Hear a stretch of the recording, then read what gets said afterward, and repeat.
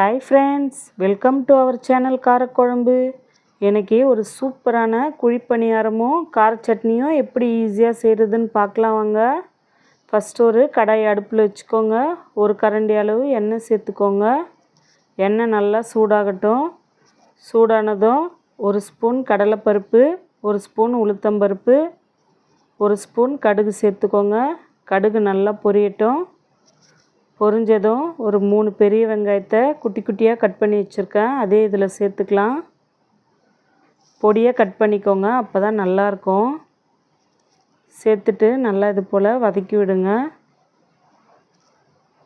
2 பச்சை மிளகாவை பொடியாக கட் பண்ணி வச்சுருக்கேன். கொஞ்சமாக கருவேப்பிலையை எடுத்து அதையும் பொடியாக கட் பண்ணி வச்சுருக்கேன். அதே அதில் சேர்த்துக்கோங்க. சேர்த்து நல்லா வதக்கிக்கோங்க.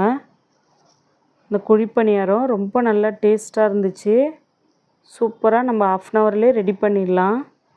ஒரு 2 கேரட்டை திருவி வச்சுருந்தேன். அதே இதில் சேர்த்துக்கோங்க. சேர்த்து நல்லா வதக்கிக்கோங்க. இது ஸ்கூல் போய்ட்டு வர பிள்ளைங்களுக்கு கூட நம்ம செஞ்சு கொடுத்துடலாம். உடனே நல்லா டேஸ்ட்டாக இருக்கும். பிள்ளைங்களும் நல்லா விரும்பி சாப்பிடுவாங்க. கொஞ்சமாக கொத்தமல்லி கட் பண்ணி சேர்த்துட்டு அடுப்பை ஆஃப் பண்ணிக்கோங்க. ஆற வச்சுக்கலாம். இப்போ நம்ம இந்த சைடு நம்ம மாவு ரெடி பண்ணிக்கலாம். இப்போது இட்லி தோசைலாம் ஊற்றிட்டு மாவு மீதி இருக்கும் இல்லையா, அதை வச்சு நம்ம ஈஸியாக செஞ்சிடலாம். பாருங்கள், மாவு ஃபஸ்ட்டு ஒரு பாத்திரத்தில் ஊற்றிக்கோங்க. 1 கப்பு ரவை சேர்த்துக்கோங்க. 1 ஸ்பூன் உப்பு சேர்த்துக்கிட்டேன் நான். சேர்த்துட்டு 1 கப் தண்ணி சேர்த்துக்கோங்க. ரவை ஊறுறதுக்கு தண்ணி சேர்க்கணும் நம்ம. சேர்த்துட்டு நல்லா கட்டி இல்லாமல் நல்லா கலந்து விட்டுக்கோங்க.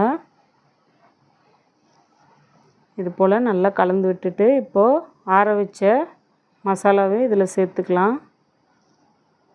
சேர்த்துட்டு நல்லா கலந்து அதே ஒரு 1/2 மணி நேரம் ஊற வச்சுக்கோங்க. அடுத்து நம்ம கார சட்னி ரெடி பண்ணிடலாம். கடாய் அடுப்பில் வச்சுக்கோங்க. 2 ஸ்பூன் அளவு எண்ணெய் சேர்த்துக்கோங்க. நான் ஒரு 5 காஞ்ச மிளகாய் சேர்த்துருந்தேன். உங்களுக்கு இன்னும் காரம் வேணும்னா கூட நீங்கள் எக்ஸ்ட்ரா சேர்த்துக்கலாம். ரொம்ப காரம் இருந்தால் பிள்ளைங்க சாப்பிட மாட்டாங்க. இதுவே கரெக்டாக இருந்துச்சு சட்னிக்கு. 2 பெரிய வெங்காயத்தை நீல வாக்கில் கட் பண்ணி வச்சுருந்தேன். அதே இதில் சேர்த்துக்கோங்க. 4 தக்காளியை நீல வாக்கில் பழுத்த தக்காளியாக இருந்தால் நல்லாயிருக்கும். கட் பண்ணி வச்சுருக்கேன். அதையும் சேர்த்துக்கலாம். நான் அந்த சட்னிக்கு 1 ஸ்பூன் அளவு உப்பு சேர்த்துருந்தேன். சேர்த்துட்டு இப்போ நல்லா வதக்கிக்கோங்க.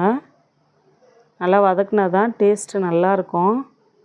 அவ்வளோதான், ரெடி ஆகிடுச்சு. இப்போது இதை ஆற வச்சு அரைச்சிக்கலாம்.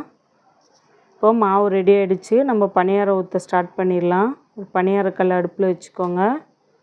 இது போல் கொஞ்சம் கொஞ்சம் எண்ணெய் சேர்த்துக்கோங்க. அதில் எண்ணெய் லைட்டாக சூடானதும் மாவை நல்லா கலக்கிட்டு பணியாரம் ஊற்ற ஆரம்பிக்கலாம். பாருங்கள், இது போல் கொஞ்சம் கொஞ்சமாக ஊற்றிக்கோங்க. இது காலையில் டிஃபனாக கூட நம்ம செஞ்சு கொடுக்கலாம். சாயந்தரம் ஸ்நாக்ஸாகவும் செஞ்சு கொடுக்கலாம். இதை பசங்களாம் நல்லா விரும்பி சாப்பிடுவாங்க. கொஞ்ச நேரம் மூடி வைங்க. பாருங்கள், நல்லா வெந்துருச்சு. இப்போது திருப்பி போட்டுக்கலாம். இது போல் திருப்பி போட்டுக்கோங்க. போட்டுட்டு மறுபடியும் 1 நிமிஷம் அப்படியே மூடி வச்சிங்கன்னா ஒரு சூப்பரான குழிப்பணியாரம் நமக்கு ஈஸியாக ரெடி ஆகிடும். பாருங்கள், ரெடி ஆகிடுச்சு. இப்போ இதை தட்டுக்கு மாற்றிக்கலாம். அதுக்குள்ளே நான் சட்னியும் அரைச்சி வச்சுட்டேன். அதை சேர்த்து நம்ம சாப்பிட்டோம்னா பாருங்கள், சூப்பரான டேஸ்ட்டு நல்லா அல்டிமேட்டாக இருந்துச்சு. கண்டிப்பாக நீங்கள் ட்ரை பண்ணி பாருங்கள், நல்லாயிருக்கும். Okay, bye friends.